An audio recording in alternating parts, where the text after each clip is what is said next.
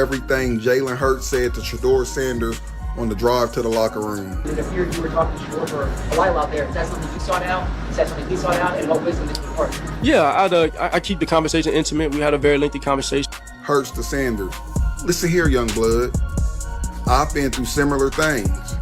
Several analysts and fans has placed me outside of being a top 10 QB. Even though I've been to 2 Super Bowls and won one. But you know how the media does us. When Jalen Hurts pulls up beside you in the NFL, it's never just support. It's a warning shot, loud, clear, and aimed straight at every hater watching. And when Shedeur Sanders steps back onto that field, you're not looking at some rookie trying to find his footing. You're witnessing a storm, relentless, rebuilding, impossible to escape, fresh off the best game of his young career. The vultures swooped in the moment injury struck. They circled, they laughed, they acted like they'd already buried him. But they forgot one thing. Storms don't die. They regroup, they come back louder, and with Jalen Hurts riding shotgun, that comeback isn't creeping. It's roaring toward the league like a thunderclap. This isn't over. It's about to get dangerous. Jalen didn't just show support. He delivered it like a laser into double coverage. Loyalty threaded perfectly between chaos and doubt. In a league where too many players switch sides the second things get rough, Hurts stared straight into the storm and said, "No, I'm not part of that circus. This isn't drama. This is quarterback code." Bit of bean, dog. He should have been a 5th round pick, dog. He should not have been a 5th round pick. Now, he plays on the Browns. I'm a Steelers fan, so, like, him doing well, it's like, do I really want to see him? Not really. I'm rooting for the brother, though. I'm rooting for him. Probably one Cleveland Brown player I root for. But 14 or 23 or 130. While others whispered from the sidelines, while rivals offered their fake smiles, Jalen stood 10 toes down beside Shedeur. That's not envy. That's not posturing. That's brotherhood in its rarest form.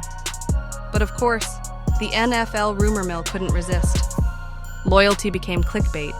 Brotherhood became speculation. And truth, like always, got lost in the noise. While Jalen was sending a message of respect, a pack of analysts and faceless trolls sat behind their screens, choking on their snacks as they tried to laugh off Shedeur's injury like it was some kind of punchline. And anytime they get a chance to push up a white person over, they gonna do it. And see, they've been trying to do that with Lamar for a year. Oh, he can't throw. Then he started winning MVPs. You see what I'm saying? And then they're like, okay. But then they were like, oh, that's too many MVPs. And they gave that motherfucker up in Buffalo the DEI MVP. You see? So you gotta play the game. The irony, it's unbelievable. These are the same voices who beg every week for new stars, fresh energy, a spark to wake the league up. But the second a young phenom ignites the field, they turn into scavengers, waiting, watching, hoping for him to fall. They're not critics, they're spectators, terrified of the new era unfolding right in front of them. Because make no mistake, Shedeur wasn't just good, he was electric. This wasn't a lucky rookie break, or some highlight that happened by accident. This was dominance, so real, so undeniable, that defensive coordinators were losing sleep over it. Replaying film at 3 a.m., whispering, "How do we stop this kid?"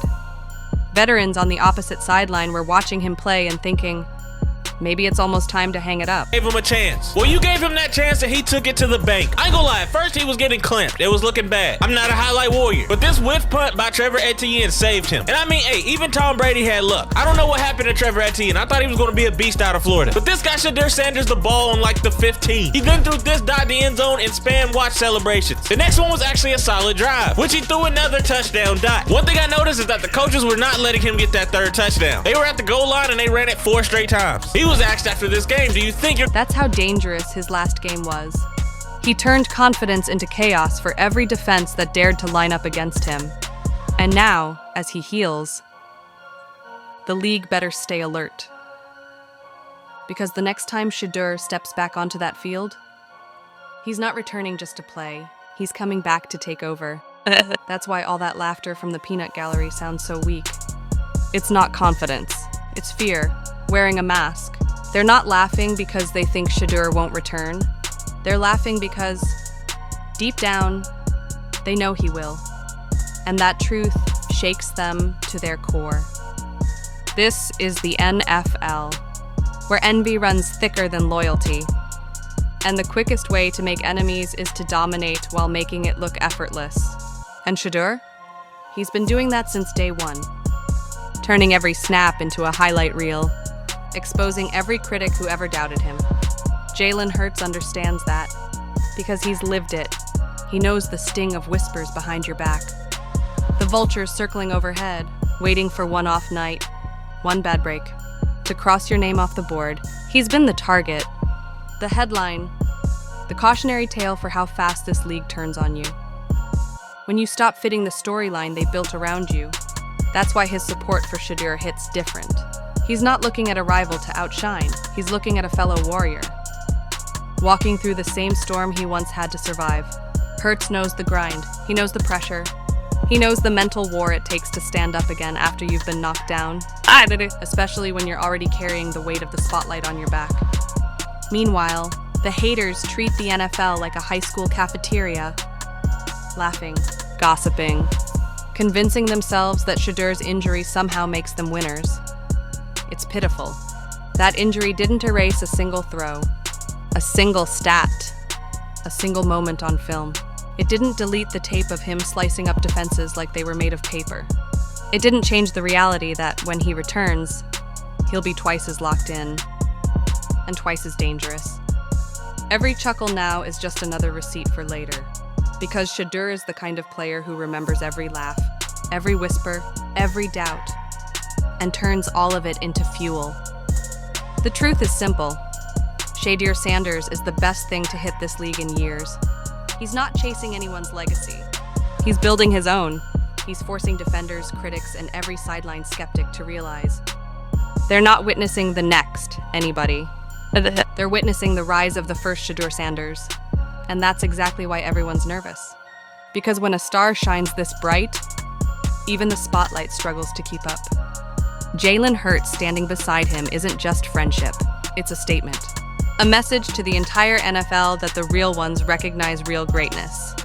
And they're not afraid to say it out loud. The NFL thrives on storylines. And right now, Shedeur Sanders is writing one the league can't script, shape, or control. A young phenom storms onto the field, drops a performance for the ages, takes a hit. And instead of fading, he has stars lining up to stand beside him. That's the kind of moment that builds legends before the numbers even have time to stack up. That's what separates hype from history. So while a few clowns in the back keep laughing like they've already seen the peak of Shedeur Sanders, they might want to open their eyes and notice who's standing beside him. Because when real ones like Jalen Hurts show up in your corner, that's a seal of respect you can't fake. That kind of loyalty isn't handed out, it's earned. And Shedeur has been earning it since day one. Every pass, every read, every drive. He's been proving he belongs in this league. He's not some flashy clip for social media, or a highlight that fades after a week. He's the real deal. He doesn't crumble when the pressure hits, he feeds on it. That's why this injury doesn't mark an ending. It's the setup for a comeback that's about to shake the entire league.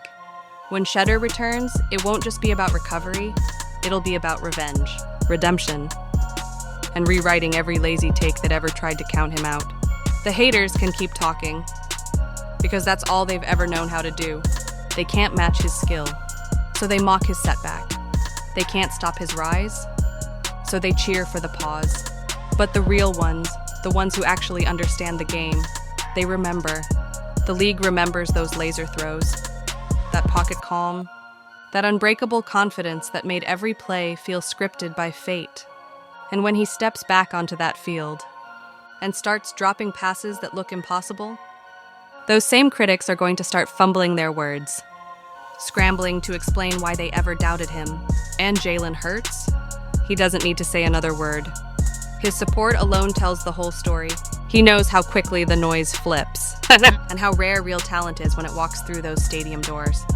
The rest of the league better pay attention, because if they're still laughing when Shedeur makes his return, That laughter is going to turn into silence real quick.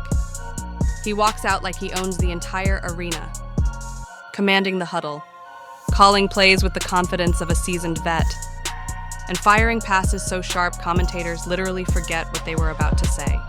That's not normal. That's rare. That's special. That's Shedeur Sanders. The NFL is packed with quarterbacks still struggling to read a defense.